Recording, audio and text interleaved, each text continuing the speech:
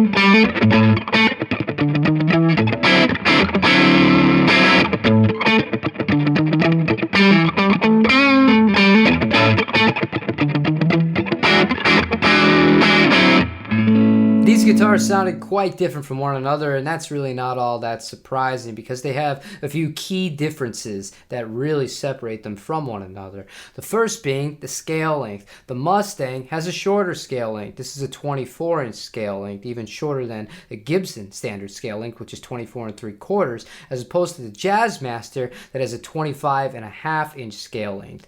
What that actually translates to when you're playing is these strings feel a little bit slinkier, and it's just a little bit overall easier to play while being slightly more compact, especially if you're a smaller person.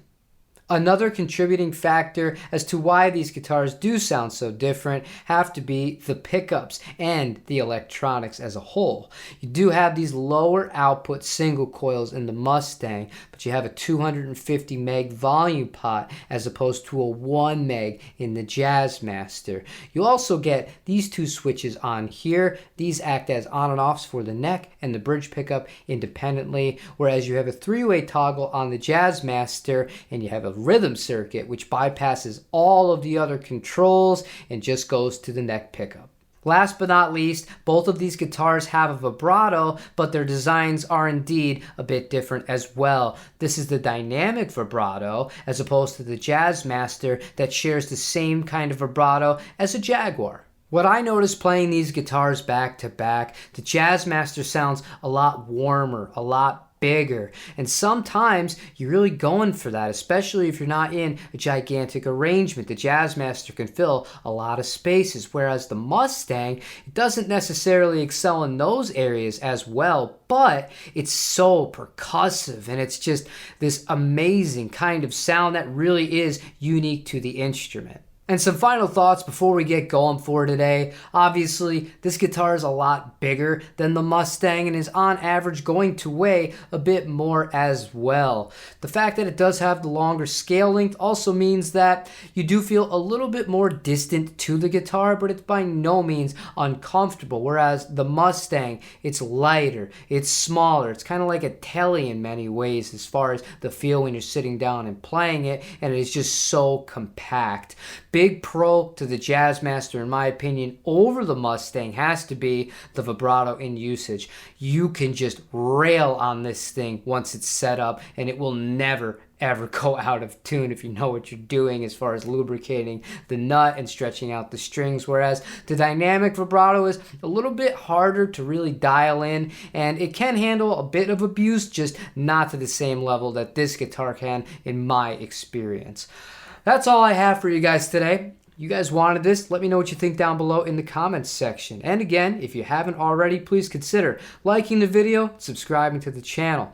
Don't forget to tell somebody in your life that you love, that you do love them. Life is very short, and I hope you enjoy the rest of your day. Take it easy, everybody.